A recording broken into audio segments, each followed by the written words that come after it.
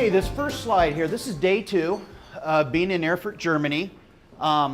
This poster here was at the tram stop where I got the tram every day, and I thought it was kind of humorous because at the top it says anger.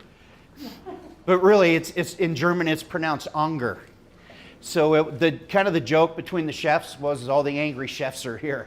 But anyway, that's the reason I took that picture, and this was their official poster to promote the Olympics internationally throughout the world with WACS. I don't know if you're familiar with WACS, W-A-C-S, the World Association of Cook Society, which is a relative of the ACF. The American Culinary Federation is the American Culinary Federation. WACS is worldwide. So I'm not sure how many countries are in WACS now, but think of each country having an ACF in it. That's what WACS is, and that's the unifying body of all us culinarians in the world.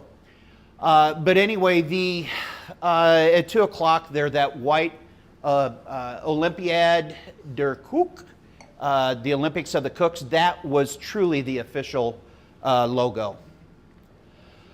This was incredible for me. This is the junior team's luncheon, which was really very, very well received. I sat at lunch with 4 German women and 2 young bucks from Switzerland. They were all gracious and nice. There's a bit of a language barrier, but the gentleman from Switzerland translated me to the German women. We had a good time and laughed with my language barrier.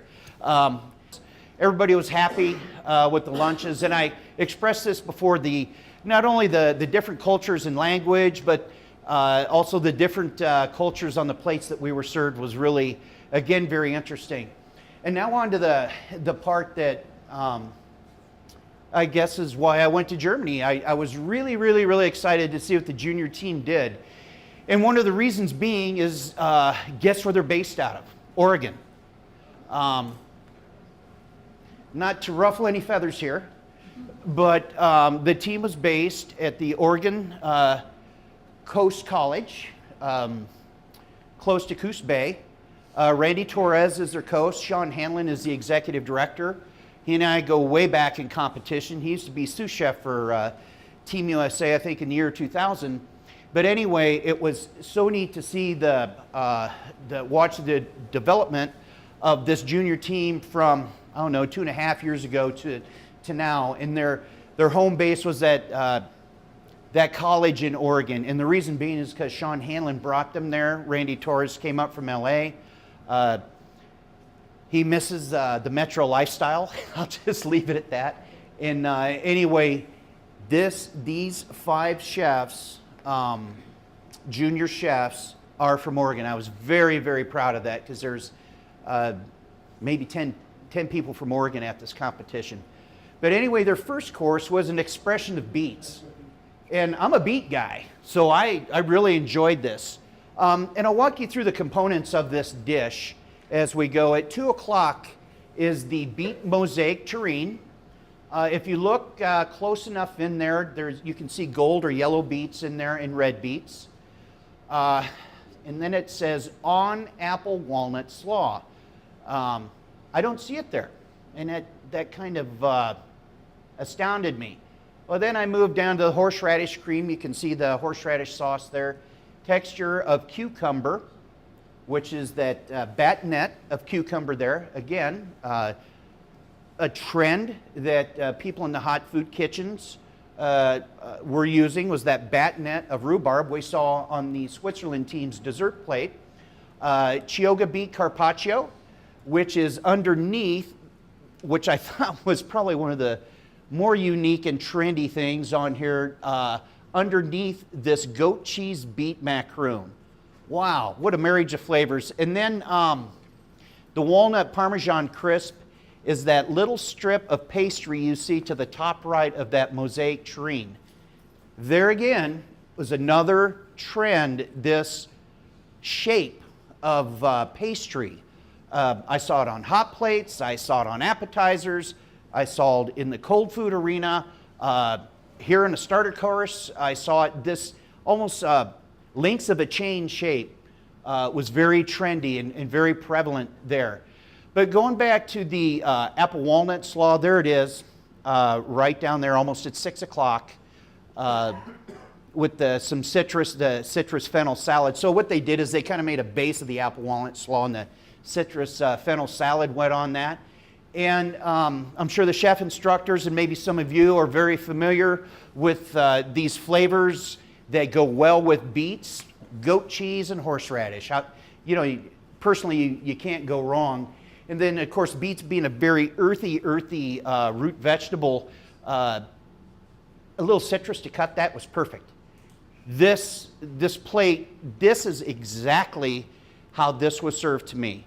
This was not like a show plate made up and put in a case that I took a picture of. This is what I got served. I was very, very impressed with what the junior team did here. This is the junior team here in action.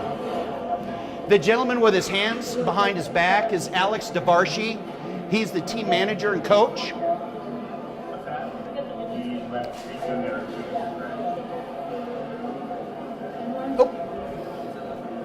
What I wanted to show you was another trend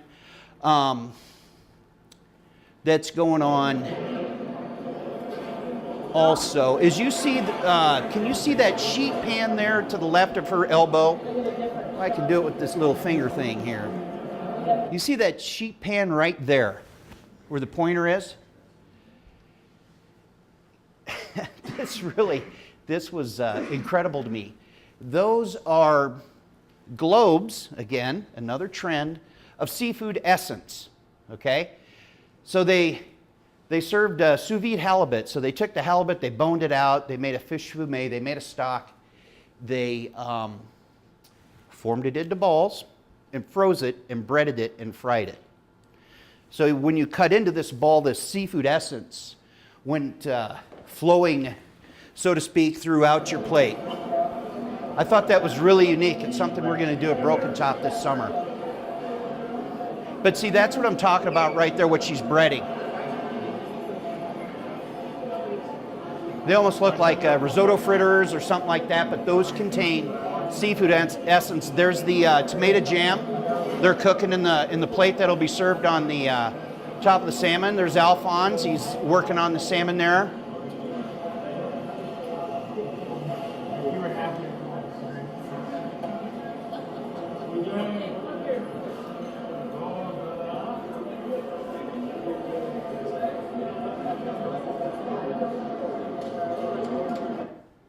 Okay, there you go.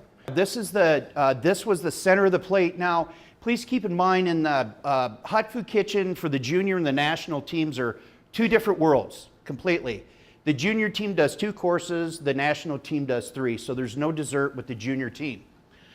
So, a taste of American seafood. I love this concept. Sous vide halibut roulade in the center of the plate, smoke scented salmon topped with tomato jam. We saw that bubbling pretty fiercely on the stove.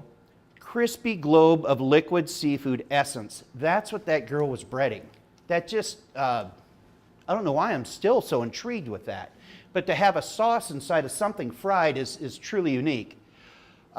Sweet corn spoon bread. The globe is sitting on top of that. Braised greens on top of the halibut with floral butternut seafood. Floral butternut is that strip of orange you can see underneath the spoon bread. And then the seafood scented cream sauce. So the sauce underneath the halibut is the cream sauce. Now I want to just touch real quickly on sauces. And what I was taught by a certified master chef is that, okay, a cream sauce with seafood, that's fine. That's fine. Now, if we're going to roast a whole prime rib, what color's the jus from the sauce going to be? Brown. Okay. Do we want to do roast prime rib with stone ground mustard cream? Well, you could do that as long as the certified master chef isn't there, or because he'll probably come back in the kitchen and say something to you about it. Here's my point. Use the stock from the protein that you're working with. A pure cream sauce on seafood, any an overpowering cream sauce on a roasted meat is really not recommended.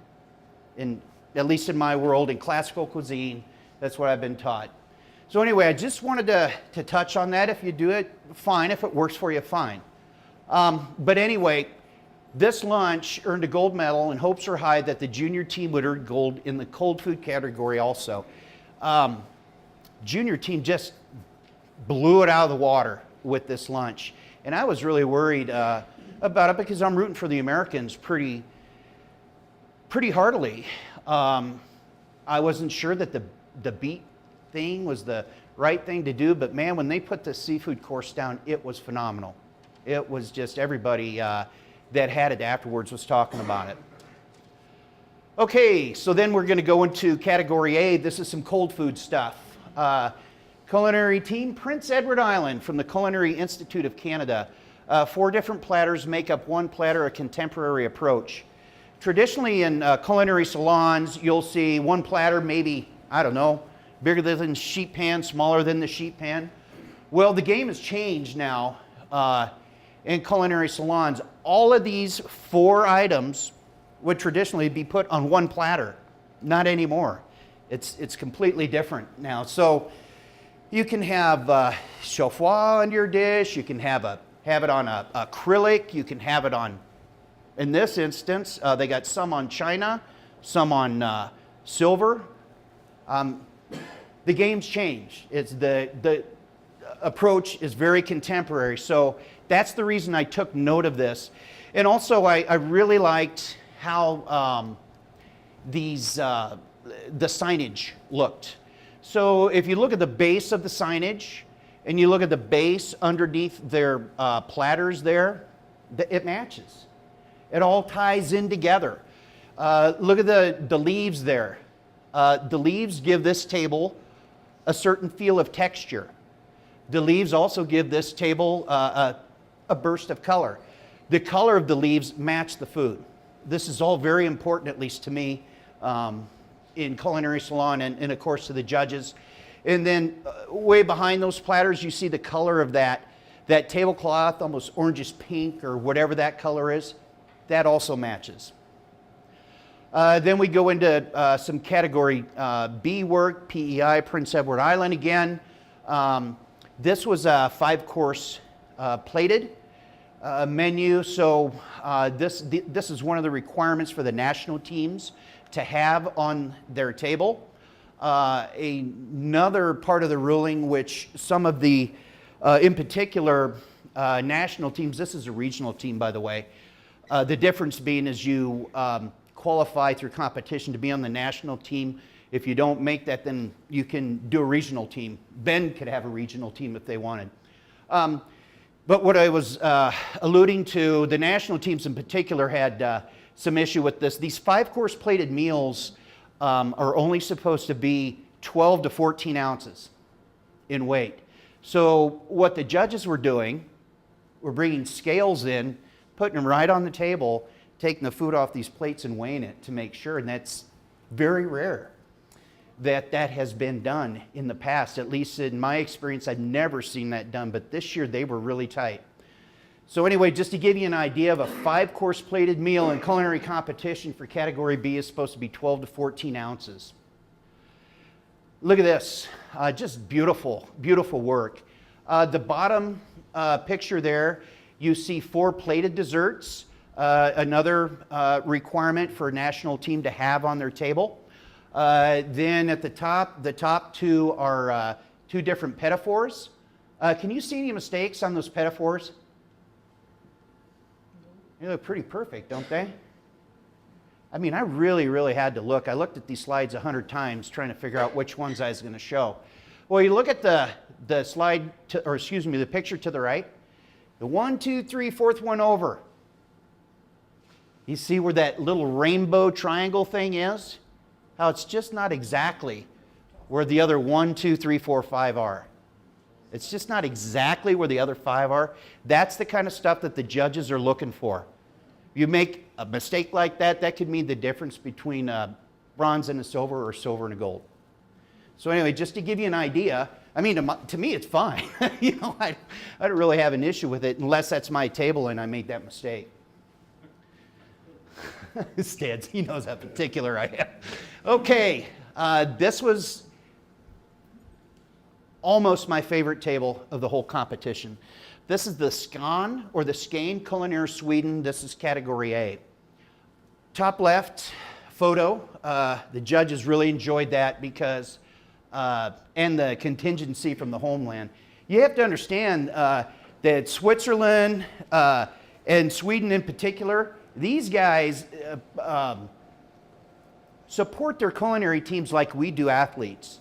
It's been rumored to say that Sweden and Switzerland have $2 to $3 million in the bank for their culinary teams to train and buy all this stuff. I mean, the United States just doesn't believe that strongly in supporting their culinary team, at least like those countries do, but they're smaller, okay? And it amazes me what comes out of these small countries. But my point being, 3 different dialects on their card describing it. You see the A in the top corner, top right corner. Very, very clear to the judges that this team knows that the judges want to know what category this is for. Now, I didn't see any other, well, excuse me, a couple other teams did this, but not as clean and precise as this. I'm a chicken wing freak. I've never seen chicken wings like those on the bottom left. That is the bone that's bleached white and sanded down. Just a couple little competition secrets there. You want to sand that bone down and bleach it till it's white. It's inedible, so you don't have to worry about the bleach being on it, but you didn't hear that from me. And then on the left-hand side, these little rondeaus of lamb sausage with sauerkraut, mustard, crispy potatoes, and thyme. Those rondeaus, well, you see the forks there? You know what the size of a seafood fork is, right? Those rondeaus are like this big. I mean, those lamb sausage in those things, I don't know, they were smaller than my pinky. And then you see the little flowery looking things that they've got them garnished with, and notice there's like 3 on each one and everything's just in place. Those are Kartoffel chips. Those are potato chips. They add a little crunch to that dish. So, I mean, who would imagine making flowers out of potato chips? This team did. Very impressive work here. The top left is their show platter. The bottom right, this was their cracker display. It's not required in competition in category A to have bread with your show platter, but the big dogs always do. And this country always, or excuse me, Sweden always does. It's not the national team, again, a regional team, but these are the guys that didn't make the Swedish national team that are on this team, so they wanted to have bread. So if you look at this bread, I mean, sheesh, I looked at this and I thought, what is that? I mean, you got lavash, you got pumpkin brittle, you got all different kinds of breads in there. And then look how it's served. The vessel that it's served on is acrylic with posts coming up. So you've got that artisan quality and that, that artistry there, which I thought was fantastic, and the judges did also. Here's some more trendy stuff I want to talk about, but first, before we get to the top left, let's do the top right. This is a chocolate showpiece, and this is on that same team's table. I so wish I had a clearer picture of this. On the bottom, the base of this, you see the red mushrooms. And then to the left of those mushrooms is a little woodchuck or something trying to kind of crawl up the centerpiece. And then there's a log in the center of that, and you see a little tail sticking out. Where that guy's elbow is, that's a head. I wish I could reach, but anyway, that white sleeve, that elbow, that's a head sticking out by his elbow. So there's another woodchuck. Then there's another log, and you see those 2 white things there? Those are birds. Come out of that, and that white, almost cracked thing is a shell, a bird egg, made out of chocolate that's cracked. Just incredible, unbelievable detail put into that. And then you can see the gentleman to the right with the scarf. That's the Swedish flag. This table was surrounded by Swedes. They were so proud of this table. And I just walked by, checked my head, and I said, that's got to be gold. And they all started clapping. They were all so happy. But then here we go, top left. Very contemporary plating here. I look for a lot of different ways to plate food and to be in the cutting edge and all that stuff. And what I'm finding now is, you remember how we used to build food that we wanted it to be this tall? Well, at least I did. And I was hoping that the waitress could get it to the table without it toppling over. Well, now the game has changed. Things seem to be going in a elongated, rectangular plating style, which I'm seeing in a lot of European technique here. So, has anybody heard of sea buckthorn? And I'm not talking Greek here. That's what this is. This orange flavor, and the two, this darn laser thing, the two, about 4 o'clock, those two little berry-looking things there, those are what's known as sea buckthorn. Now what these are berries that grow on bushes from the North Atlantic all the way to the northwest of Asia. They are, in particular, abundant in Norway, Finland, Sweden, those northern Atlantic countries. So to us, to me, I look at this sea buckthorn, I'm like, what is that? But to them, it's indigenous to their country, so they may almost feel like, if I don't use this, the judges are going to count me off. So the reason I bring this up is the difference in geographics, and it lends itself to the difference in cultures in food. These berries don't take well to the shade of trees, so that's why, I'm not a botanist, but my guess is that's why they're so orange and they're so vibrant, because of the sun that they get. Think of the color of a kumquat, but the shape and size of a grape. That's what these things are like. The Asians are known to use these for medicinal purposes also. So that's my lecture on sea buckthorn. I don't know. It was just interesting to me that they used it. And by the way, those two pickled sea buckthorn. And then here again, we saw in Team Canada, they did a sponge cake that was just simply glazed. That's what this is. You got sponge cake closest to me, and then, closest to, what would that be? 8 o'clock. Then you've got a pinwheel there flavored with sea buckthorn. And then on the very top, about 2 o'clock, that's biscotti. It's a piece of biscotti there. So here we go again. Crunch, texture on these plates. And then there's a little, you see the two little white dollops there? That's meringue, roasted meringue. Very interesting plating technique there, at least in my world. Top left, another trend, jams. Tea jams.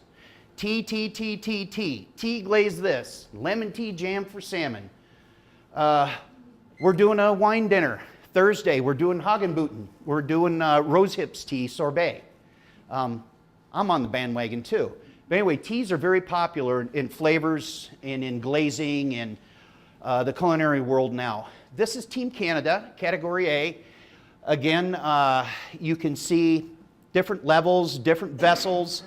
Look at the cleanliness of this table. White, shiny, nicely done. I thought this was interesting for the vegetarians. Also, this is a Category B plate. Okay, listen to this. Cornmeal dumpling. So I'm looking at this. Where's that at? Okay, that's in the little glass. Miso, okay? The broth is in the glass. Californian fruit sushi. That's the little tube there that looks like the tureen. Pickled plum and wasabi foam. Wow. I don't know. Would you guys think of that? I think that's pretty intense. Some guy really stayed up a long time all night to think of that one or something. I don't know. But anyway, this is a play on vegetarian using a a touch of American, I guess, California roll ingenuity there. I thought that was kind of neat. Junior Team Netherlands. There were new rules that were put into place this time on the size of the competition tables. This team thought it through. Normally, like I said, show platters, one platter. We saw 4 different platters. What this team did is they got the exact dimensions of the junior team table, and they cut 3 perfect triangles to fit on that. I thought that was really, really nicely done, very innovative. This team thought this through and had a very innovative idea for their show platter, 3 triangles cut to fit exactly in the dimensions of the new size table. This was the junior team of the Netherlands. You can see in the bottom left, one of the most interesting things there, those are little mushrooms made out of force meat and pate. This idea, this bread idea for the show platter was simple and nice and not done by anyone else. I thought the transfer of the 2012 logo was a nice touch. Look at this judge. Wow, this guy's one of the jurors. And if you could have seen this guy talk, he was just very animated, I guess is what I'm trying to say. And critique from one of the jurors, the junior team Netherlands, listening intently, getting ready for the next salon. This guy was very, very good in his instruction. And I don't think it's rare, but you don't see it all the time, that the jurors, well, for instance, the American team left their hotel room at 2 a.m. to get to the convention center. Their display had to be up by 7 a.m. They literally roped this stuff off with that, I liken it to the police tape. This line, do not cross type of stuff. They don't want anybody in there but the jurors. The jurors normally do their judging and hit the road. Not all the time come back, but a lot of them did this time. I thought it was really, really cool of this guy to let the junior team know what they could do better next time. This guy was animated. It was awesome. Okay, I thought I'd throw some stuff in here for individual competitors. If you're an individual competitor there, you get a table that's about 8 by 4. So any one of us in this room can go as an individual competitor. You don't have to qualify through any tournament. You don't have to really do anything except for jump through the hoops of the application process and pay the fee to get there, and then of course get there on time and do your thing.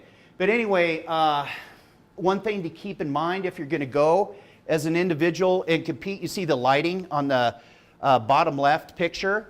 They provide lighting for the junior and the national teams. They don't for the individual competitors. So these are very intense halogen lights. So I just wanted to throw that out there if you're going to do that. The top left is the description card of this individual's display. I put that in there because it was, in my opinion, hard on the eye to read that. The cursive, or excuse me, the font, I guess, that was picked and how it was displayed, it was hard for me to decipher what was what. And then the top right, this is a very, maybe Stan can relate to this. This is very classic of what you'll see of the older show platters. But part of the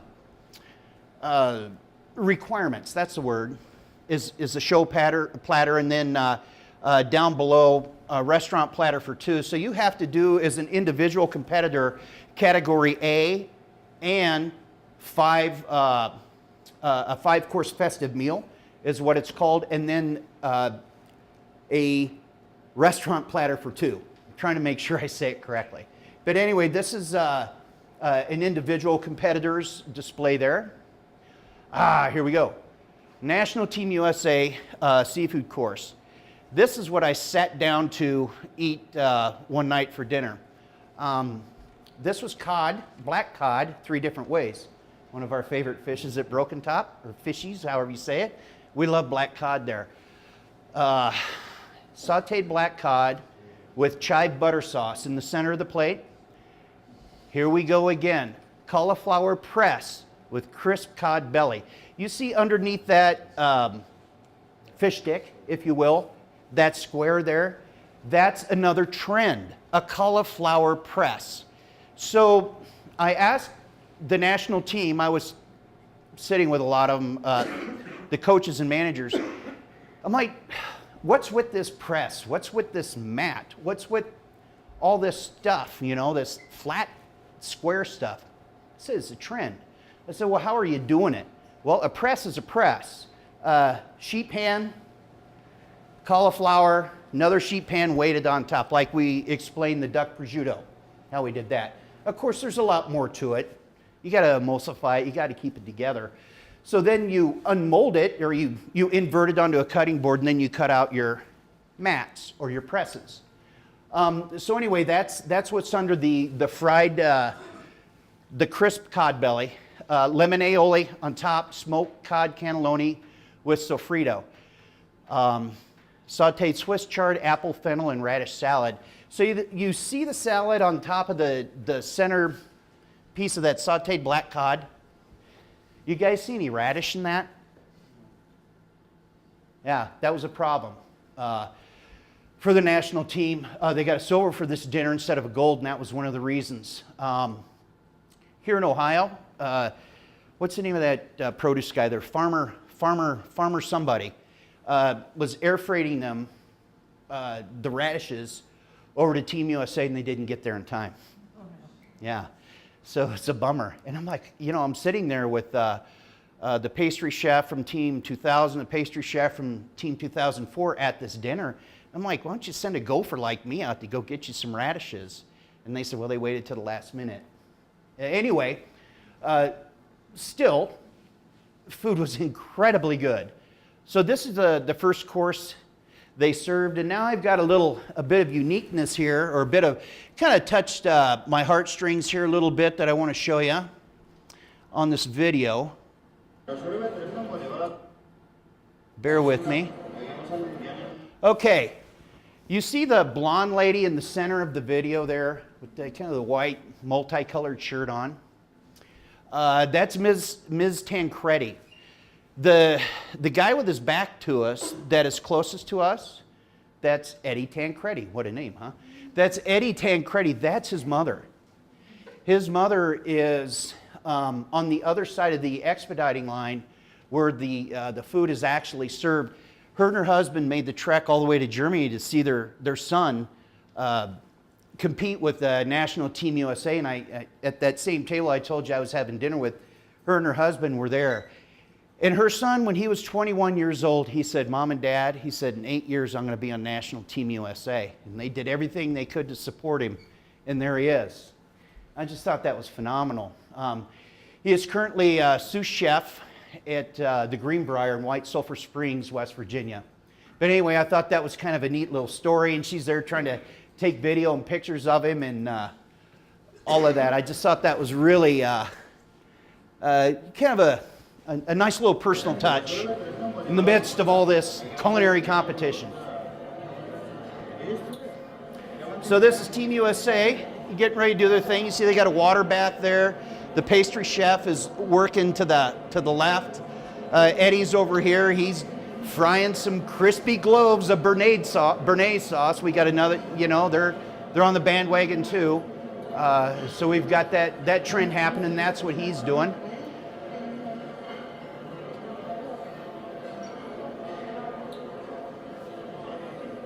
And you can see the reflection of the chef jacket on the glass there. This kitchen was mobbed with people on the outside. People are so interested in what us Americans are up to for some reason. But anyway, that was the hot food kitchen there where they're doing their thing. This was their entree. Roast strip loin with red wine sauce, truffled potato, celery root, and braised oxtail. Well, I'm going to stop right there. At 2 o'clock, that's the potato.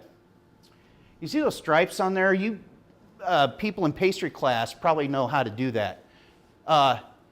This was a potato sponge cake, which I'd never heard of until I went there. So they made some whipped potatoes. They wrapped it with the potato sponge cake, and they stuffed that cylinder with the braised oxtail in fresh truffles and celery root. So I thought that was kind of neat. And here we go again. mushroom mat.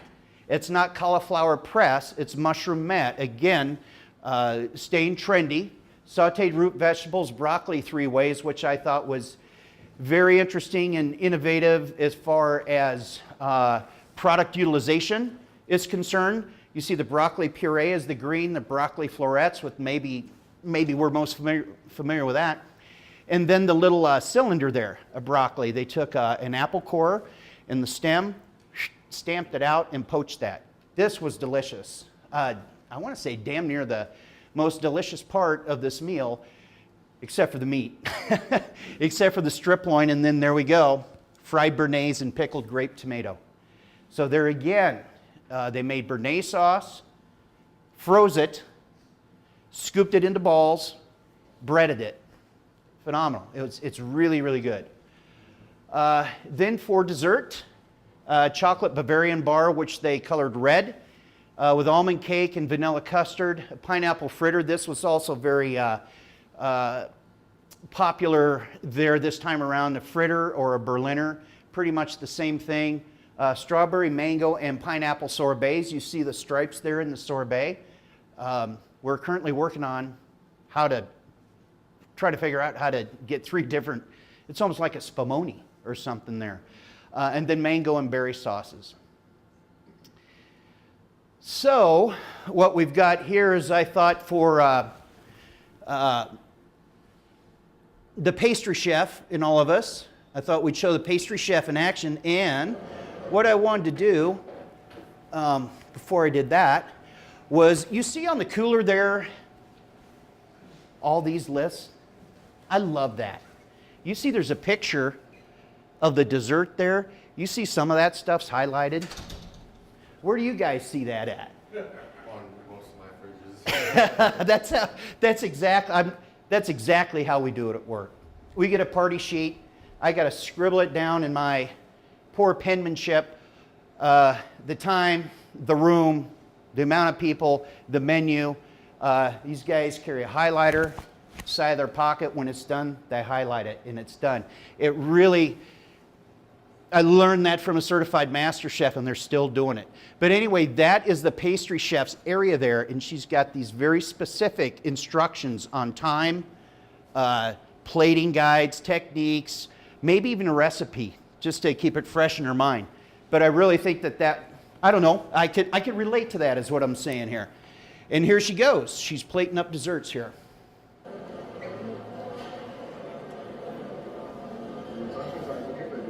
You know, keep in mind, you guys, this team has probably been up for anywhere from 26 to 34 hours straight, getting the stuff ready, so it's fresh.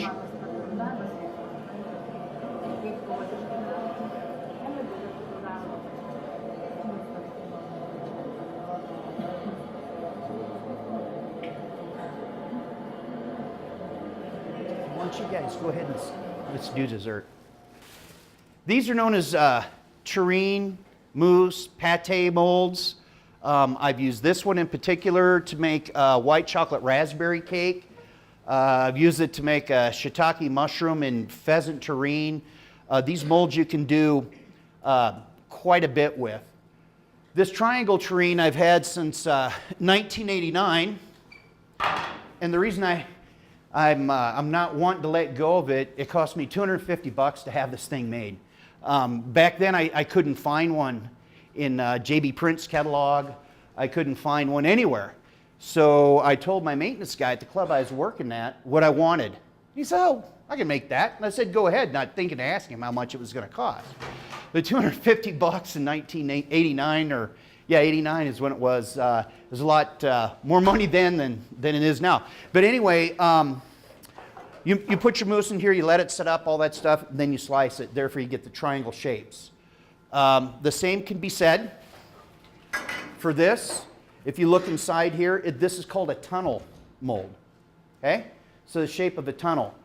One of the most popular shapes on pâtés and terrines that I have showed you in the slide presentation, I wish I would have brought one, was that L-shaped thing with almost like a curvy. So I'm thinking, how did they get that shape? How did they do that? Well, Thank the good Lord above for silpat and dowel rods. So think of a square tureen, okay? Think of on the right or left side, whatever side is your favorite. Most people choose the right. Putting a dowel from this end to this end, that's going to take up some space inside that mold, right? Putting a silpat mat either underneath it or on top of it to kind of, you don't want your food touching the wood, but of course you're going to line your mold with saran wrap before you pipe any mousse in there. Of course, that's another secret that now you know. But anyway, you put a dowel rod and a silpat mat in there, you're going to get a different shape out of that, aren't you? That's what they did for the square shape to get that kind of, that L shape. And we're going to see it again. We saw it right out of the gates. The Swiss team did it. We saw the junior team do it. We're going to see the junior team do it. We're going to see the national team do it. And also you may be noticing another trend in similarities between the national and junior teams. They feed off each other. Things that work, they do them in different forms. But anyway, real quickly to the results of the Olympics. Once you go through these pages, you're going to notice that, man, this little country of Sweden just kicked everybody's ass this time. Just straight up, there's no other way to put it. The national team took first, the junior team took first, the military team took first. If you look at the regional teams, they're all way up there too. Sweden it was their year. It's just phenomenal year. One of my favorite teams, the Norwegians, not only because of the work they produce, but I become friends with them over the years. They finished second, Germany was third, Canada was fourth, Switzerland was five, United States sixth in the nationals. Military, USA, number four. Or excuse me, I'm sorry, Switzerland took first in the military, not Sweden. I get them backwards. Junior, Sweden 1, USA 5. Pastry, only 3 teams, or I think only five teams participated. Only 3 of them actually showed up and competed. What's with that? And what's with pastry? Where are we at? Surprised the United States didn't have a pastry team there. Then you go to catering. Sweden took number 1. Sweden took number 5. Sweden took number 7. Unbelievable showing by the Swedes this time. Regional teams. Sweden took number 1, number 7, number 10. You will note that culinary team, the regional team for the ACF, finished 4th. The team from the Art Institutes finished, United States team finished 20th, and then team from Texas was 23rd. So that's just a brief summary of where the teams finished. But in the international world, culinarians in the competition arena have taken note of Sweden. Sweden is really very talented.